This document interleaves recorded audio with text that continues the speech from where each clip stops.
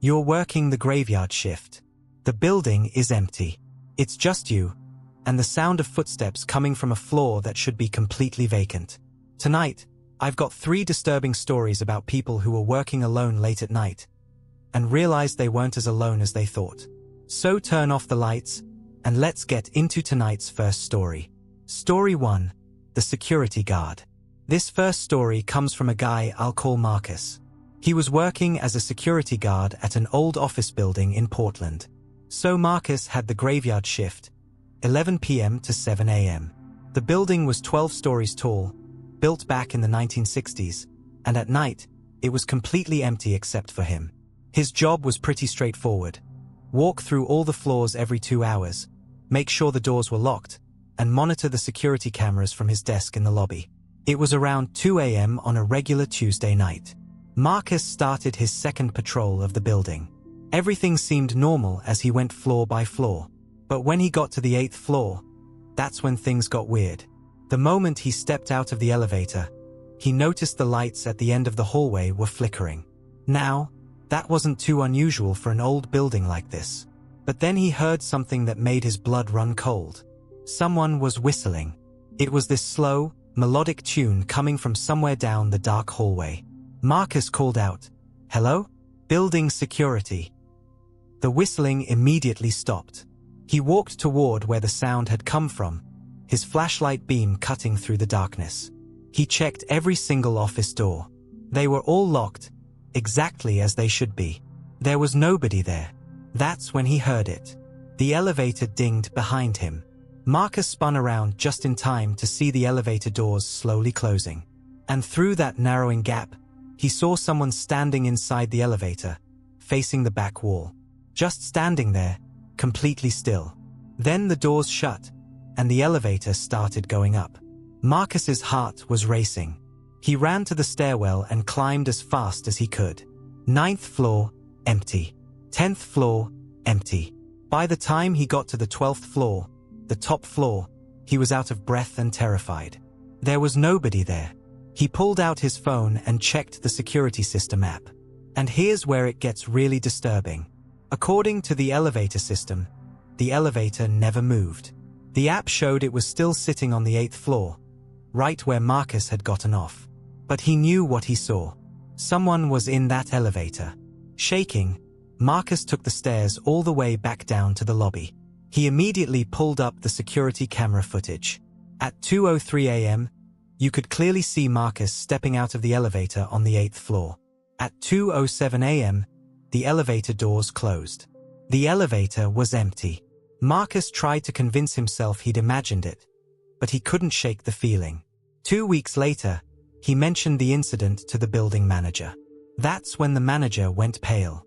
He told Marcus that back in 1987, a janitor had died in that exact elevator. The man had a massive heart attack while working the night shift. They found him the next morning, slumped in the corner of the elevator, facing the back wall. Marcus quit that same day. Story 2. The gas station. Alright, so this next story was sent in by a woman I'm going to call Sarah. She was working the overnight shift at a 24-hour gas station just outside of a small town in Nebraska. Now, if you've ever worked overnight at a gas station, you know how dead it can get, especially in a small town. Sarah would sometimes go hours without seeing a single customer. It was around 3:30 in the morning when a car pulled up to pump number 4. Sarah could see it on the security monitor. An old, beat-up sedan, dark blue or maybe black. It was hard to tell in the harsh fluorescent lights. A man got out.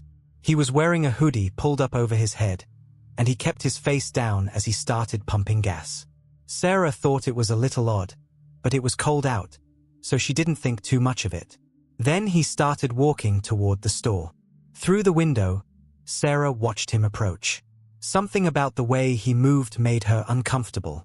He wasn't walking normally, it was more of a shuffle, and he kept his head down the entire time. The door chime rang as he entered. Sarah put on her customer service voice and said, "Hey, how's it going?" The man didn't respond. He just stood there, right inside the doorway, head still down, hoodie covering his face. "Can I help you find anything?" Sarah asked, her voice a little shakier now. Still nothing. He just stood there for what felt like an eternity but was probably only about 10 seconds. Then, slowly, he turned his head toward her. Sarah still couldn't see his face because of the hoodie, but she could feel him staring at her. And then he spoke, his voice barely above a whisper. "You're here alone." It wasn't a question. It was a statement. Sarah's heart dropped into her stomach. She tried to keep her voice steady. "There's actually someone in the back. Is there something I can help you with?" The man tilted his head slightly, like he was considering her words. Then he said, "No, there isn't." Sarah's hand slowly reached for her phone under the counter. The man took a step toward her, and that's when she noticed something that made her blood run cold. His hands. They were covered in what looked like dirt or dried blood. She couldn't tell which. "I think you need to leave," Sarah said, her voice barely working. The man took another step forward. Sarah grabbed her phone and held it up. "I'm calling the police right now." For a moment, nothing happened. The man just stood there, staring at her from under that hoodie. Then, without a word, he turned around and shuffled back out the door. Sarah immediately locked the door behind him and called 911. She watched through the window as the man got back in his car and just sat there. He didn't drive away. He just sat in the driver's seat, facing the store. The police arrived about 8 minutes later. By then, the car was gone. Sarah showed them the security footage. The video clearly showed the man entering the store, standing there, and having that conversation with Sarah. But here's the thing that still haunts her. When the police enhanced the footage and zoomed in on the man's face under the hoodie, they couldn't see anything. It was like his face was just shadows. Complete darkness where his face should have been, even though the store was well lit. The police checked for the license plate, but the car didn't have one. They never found out who he was or what he wanted. Sarah quit that job the next day. She told me she still has nightmares about that whispered voice saying, "You're here alone." Story 3. The Hospital Orderly. This last story tonight is probably the most disturbing one. It comes from a guy named David who was working as an overnight orderly at a hospital in rural Virginia. Now, David's job involved transporting patients, moving equipment, and sometimes taking bodies down to the morgue. It wasn't glamorous, but it paid well, especially for the night shift.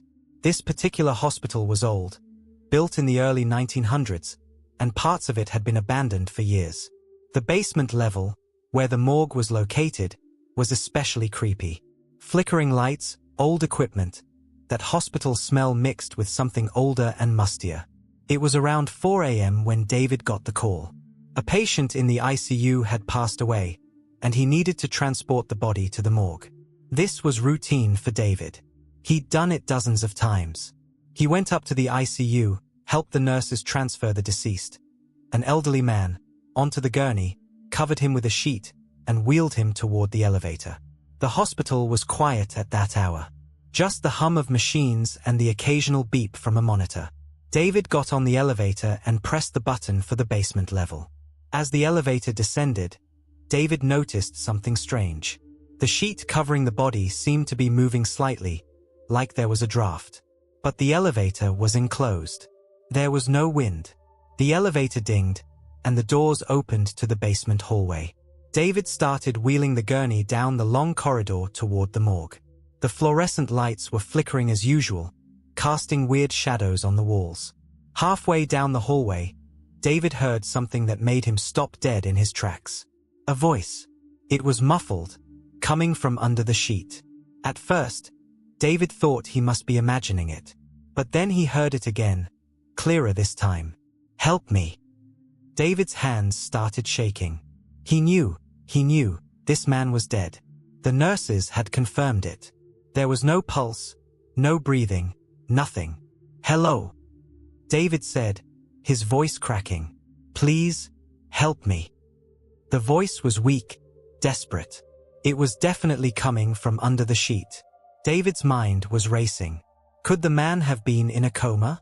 Could the doctors have made a mistake? He reached for the sheet, his hand trembling, and slowly pulled it back. The man's eyes were open. David jumped back, almost tripping over his own feet. The man's eyes were staring straight up at the ceiling, unblinking, glassy. But his lips were moving. "Help me." David turned and ran. He didn't care about the gurney, didn't care about anything except getting away from that hallway. He sprinted to the elevator and hammered the button. When the doors finally opened, he jumped inside and frantically pressed the button for the main floor. He found the night supervisor and, barely able to speak, told her what had happened. She looked at him like he was crazy but agreed to go down to the basement with him and one of the security guards. When they got down there, the gurney was right where David had left it. The sheet was still pulled back from where he'd uncovered the man's face. But the man's eyes were closed now. And when the supervisor checked, there was no pulse. The body was cold. Rigor mortis had already begun to set in. The man was definitely, absolutely dead. And according to the supervisor, he had been for at least 2 hours. There was no way he could have spoken. David refused to go back to the basement level after that.